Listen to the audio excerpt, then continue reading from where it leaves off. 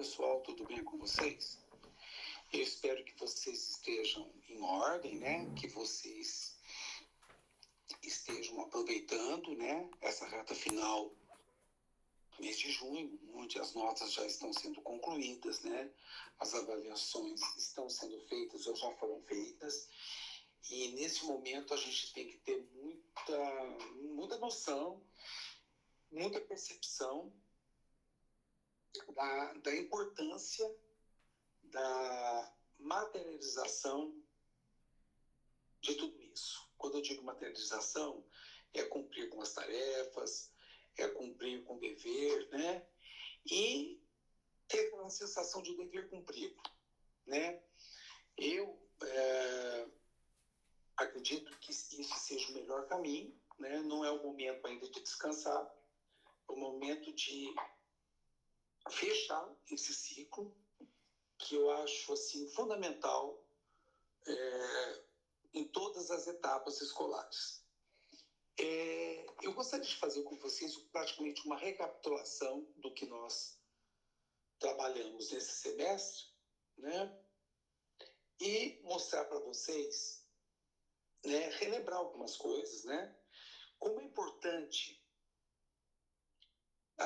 essa noção, né, do conteúdo que foi trabalhado, né? Eu digo, estou falando tudo isso para vocês pelo seguinte: é muito complicado quando você atravessa um semestre como nós atravessamos, né? E temos essa sensação de não ter ficado, de não ter aprendido as coisas da melhor maneira possível, né? E aí sempre a gente tem aquela noção que uma hora é por isso, por tal motivo, uma hora por isso, porque na realidade não existe isso, né?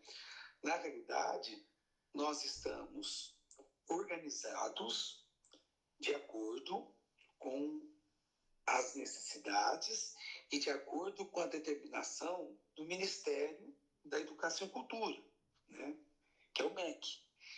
Então, tudo está muito entrelaçado, né? Então, sendo uma aula presencial ou remota, como foi a nossa, que foi a remota, a sensação de ter visto, de ter aprendido o conteúdo, ele é fundamental, porque ele servirá de pré-requisito para o próximo semestre e para a vida de vocês, né? Então, no nosso primeiro encontro, por exemplo, eu passei para vocês quais são as escolas, quais são as doutrinas que todo geógrafo, que todo professor de geografia precisa traçar, né? Que são os fundamentos essenciais da geografia. Eu me lembro, por exemplo, de uma prova que eu avaliei, eu achei muito interessante, um aluno, né, comentando assim, qual era a origem de uma atividade vulcânica, pelo princípio da causalidade, né?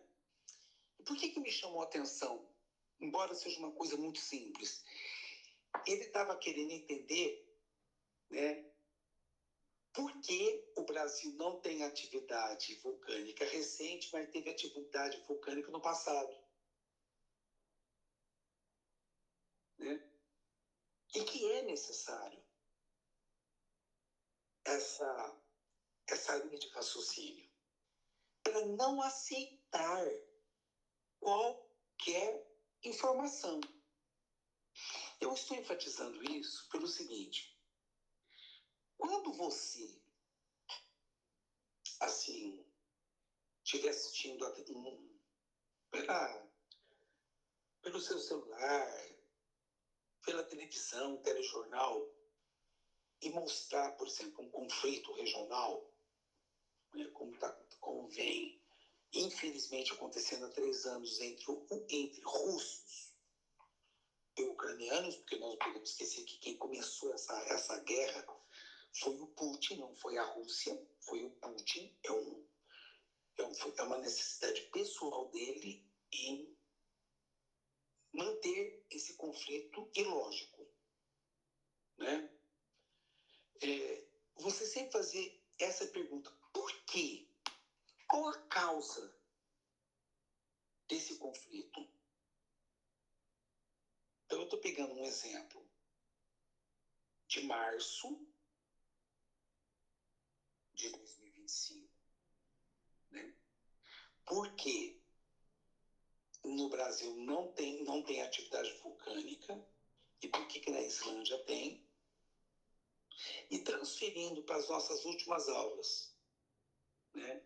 Quando nós abordamos a importância de território, né?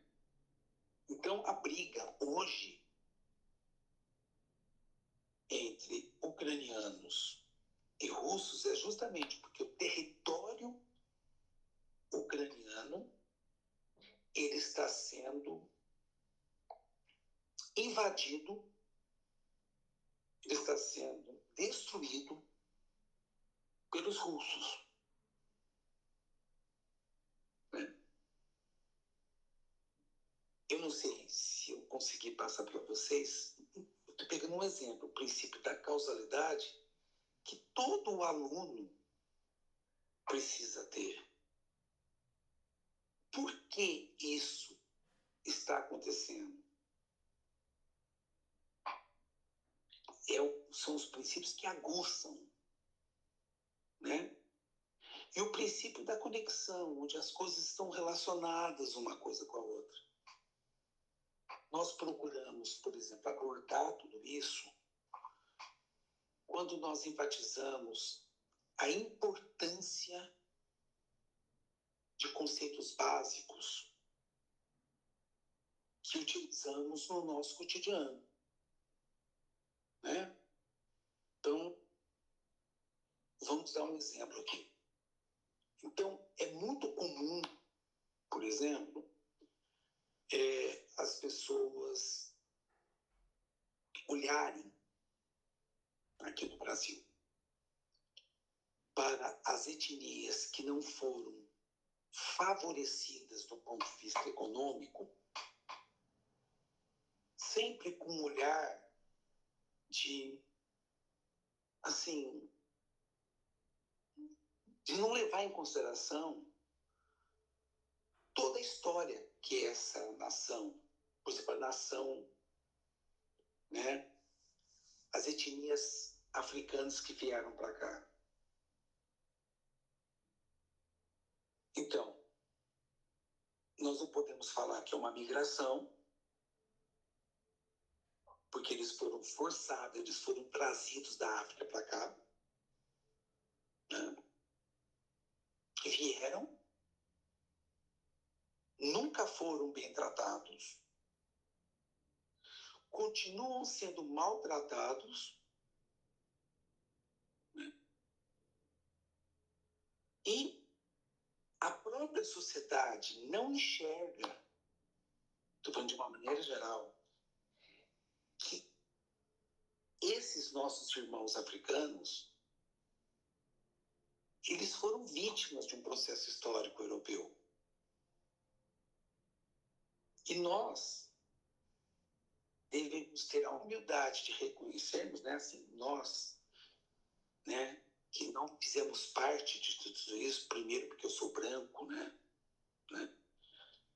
de reconhecermos que esses nossos irmãos mereciam hoje receber um outro tratamento. Então é muito fácil, por exemplo, eu chegar dentro de uma universidade riquíssima brasileira, com um poder aquisitivo muito alto dos estudantes, e só encontrar uma etnia branca. E evitar a conexão, né? O princípio tem predominantemente brancos, porque os brancos sempre mandaram, sempre escravizaram os africanos. E que continuam escravizando, né? A Lei Áurea foi assinada, Mas do ponto de vista social, a escravidão continua existindo. Assim como as comunidades indígenas, elas foram muito assim desvalorizadas, né? E aí, quando a gente fala nisso, né? Quando a gente fala nessa situação de escravização, né? A gente fica numa situação muito difícil, porque, afinal de contas, os nossos irmãos indígenas passam por outro processo de escravização, diferente do que os nossos irmãos negros enfrentaram, né? Então, vale a pena a gente dizer o seguinte, que a gente tem que ter humildade para reconhecermos que, embora a Lei Áurea tenha sido assinada lá no final de 1888, as coisas não mudaram nada.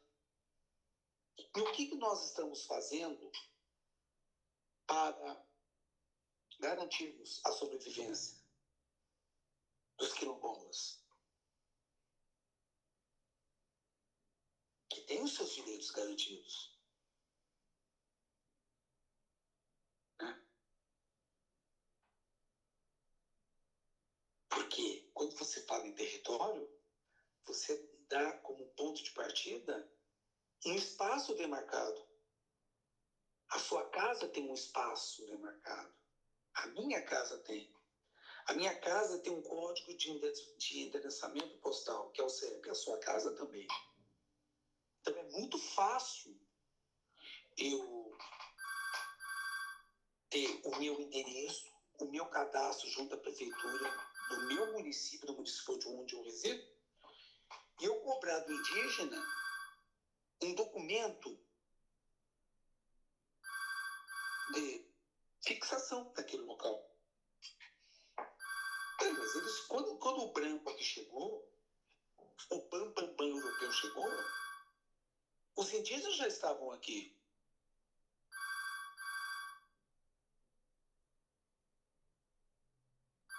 Então eu não vou respeitar isso? Né? E aí, a divisa, né, entre o que o homem branco procura fazer e o que o indígena oferece, né, que o homem branco ele utiliza como critério,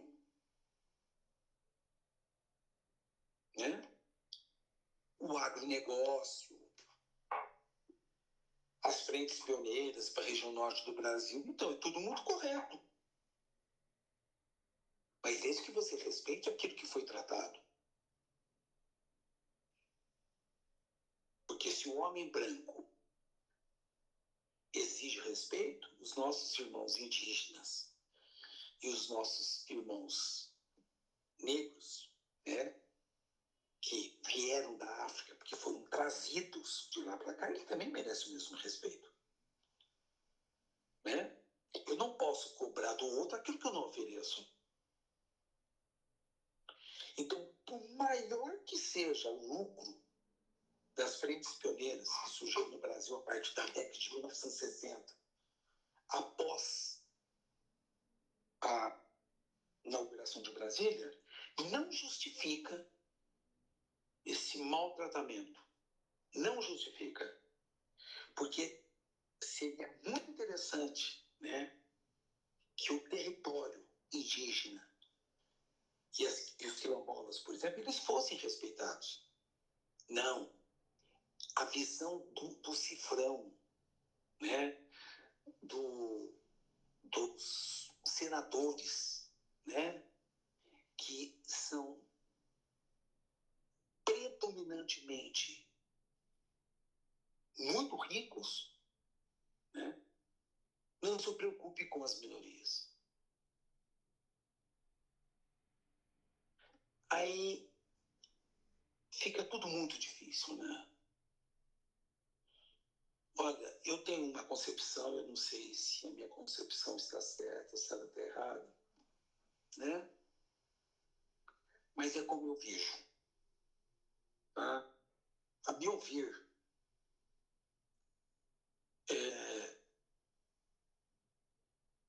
se você conhecesse em literatura, se a população brasileira lesse, tivesse acesso a livros, não informação superficial, sem fundamento, mas se a população brasileira lesse, tivesse acesso a livros clássicos, né, dentro da história do Brasil, dentro da história geral, dentro da sociologia, da antropologia, de ciências afins, se as pessoas lessem, discutissem,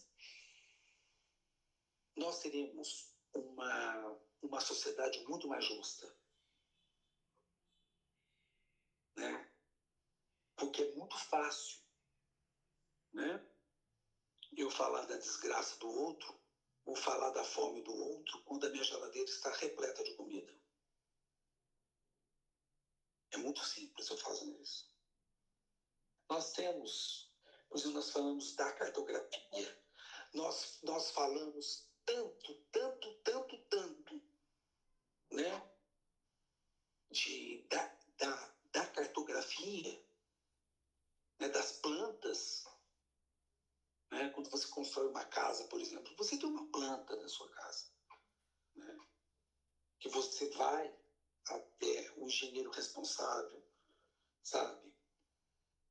Procura normalizar tudo aquilo, procura dar normas para aquela planta, né? Para que você possa levantar a sua casa, você paga os seus impostos, tudo certinho.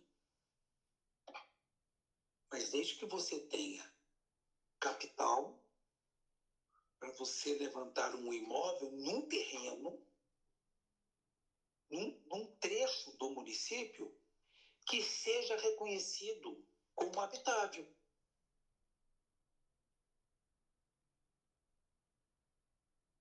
Né?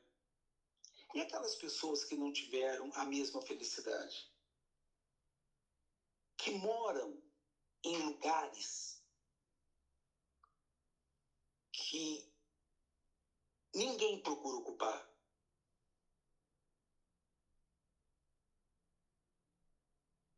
São seres humanos. São brasileiros. Que procuram honrar a sua vida.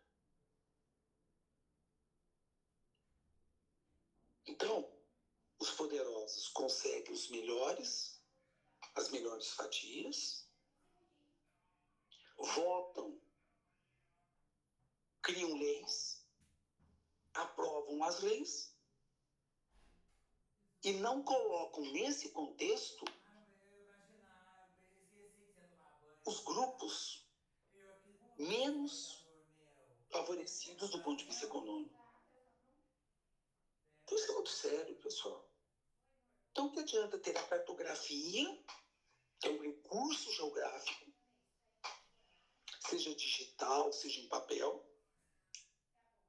Você tem um sistema de informação geográfica, onde cruza informações, onde você tem áreas de risco, áreas mais favorecidas, enfim, onde você tem uma série de informações.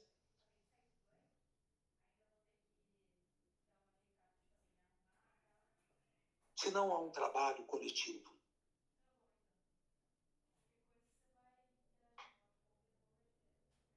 Então, eu posso ter um mapa do município de São Leopoldo do Pardo, ou de qualquer município brasileiro, onde eu vou ter informações de áreas menos favorecidas do ponto de vista geológico, do ponto de vista hidrológico, tudo, e permitir a ocupação dessa área. Então, o que adianta você ter uma base cartográfica? Se é um recurso que a geografia dispõe, as engenharias dispõem, por que não são usadas de maneira correta, de maneira adequada para favorecer os grupos menos favorecidos do ponto de vista econômico? Então, agora agora nós estamos atravessando um período de inverno. As chuvas, os índices pluviométricos são menores. Então, não tem imagem na televisão, não tem deslizamento de encosta na cidade de São Paulo, tudo bem. Aí vem as chuvas da primavera.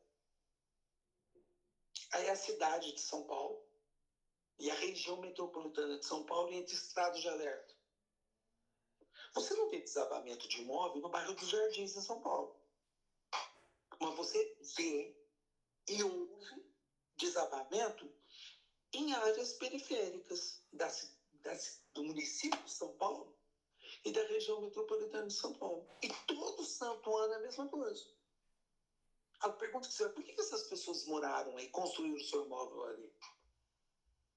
Onde está o papel dos gestores em administrar tudo isso? Porque é uma coisa invisível. Se está sendo construída uma favela nova, se está sendo construída um bairro novo, aquilo que tem que ter um aval da prefeitura, do município. O executivo municipal tem que ficar a par. O legislativo tem que ficar a par. Então, onde estão as políticas públicas para alinhavar tudo isso? Porque as favelas de São Paulo, que são mais de 1.200 favelas, elas não surgiram da noite para o dia. E se não aumentou o número de favelas, está aumentando o número de pessoas residindo em favelas. E o problema não é morar em favela, o problema é que dentro da favela, o poder público muitas vezes não enxerga.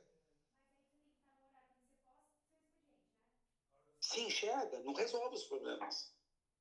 Aí vem novamente a crítica, né, das pessoas que não têm leitura, né, de achar um absurdo, por exemplo, o aumento das milícias dentro das favelas. Mas peraí, mas se o poder público não entra, alguém tem que gerenciar esse local.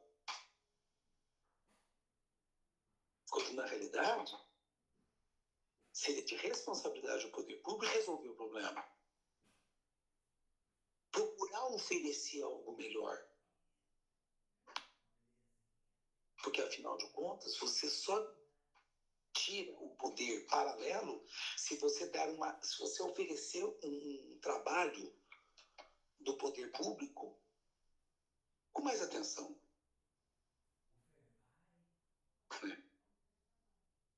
Então, sabe, e olhar com tudo isso com outro cenário, sabe? Você olhar, por exemplo, para todas as classes sociais, para todas as manifestações artísticas, para independentemente do poder aquisitivo, as suas manifestações culturais, suas manifestações artísticas, suas manifestações visuais. O Brasil é riquíssimo. Né? Mas nós temos muita dificuldade para absorvermos tudo isso, porque é tudo muito complicado, né? Assim, as pessoas sempre olham com aquele olhar de desrespeito. É como se a cultura ela tivesse um rótulo, né? O que está mais em evidência, né? Então, nesse processo de globalização, então eu só vou mostrar aquilo que me dá retorno financeiro. Então, é muito, muito simples, por exemplo, eu assisti e aplaudi a entrega do Oscar, que não é o melhor filme do mundo, lógico. Cada país tem a sua premiação, mas é a premiação mais representativa, aquela que mais é demonstrada na escala mundial.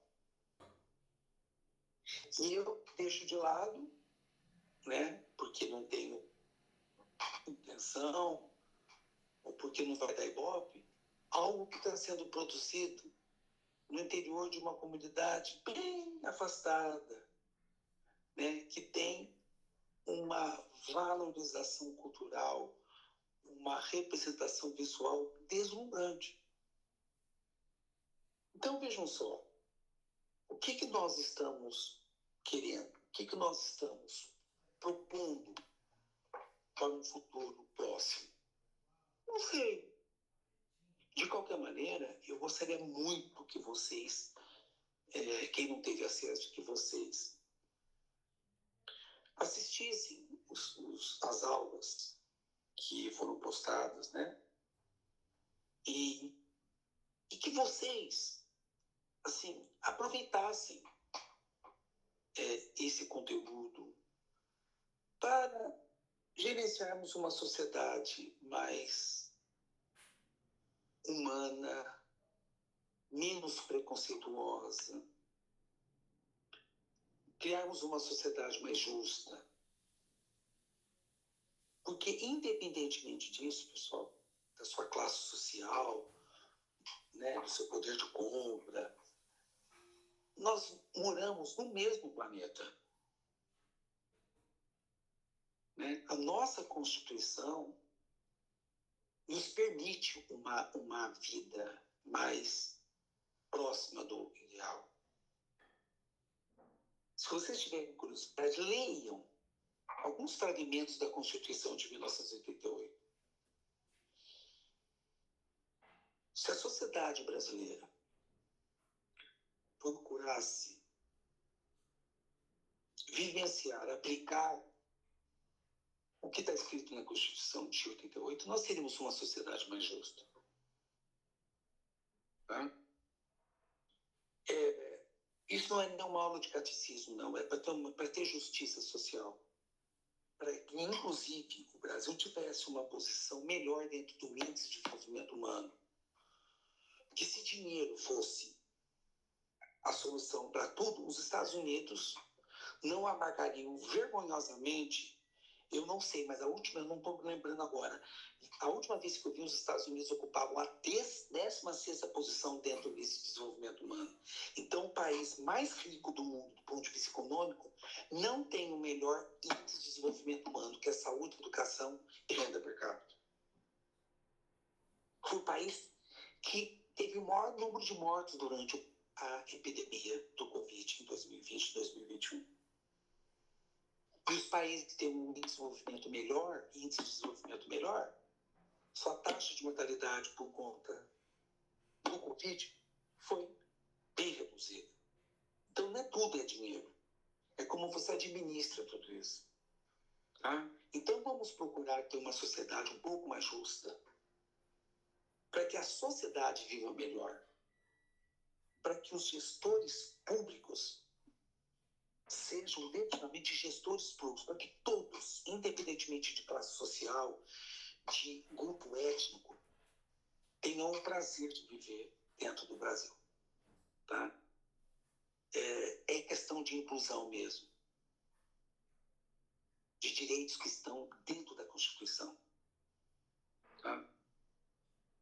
Bom, pessoal, um abraço para vocês, uma boa sexta-feira e até mais.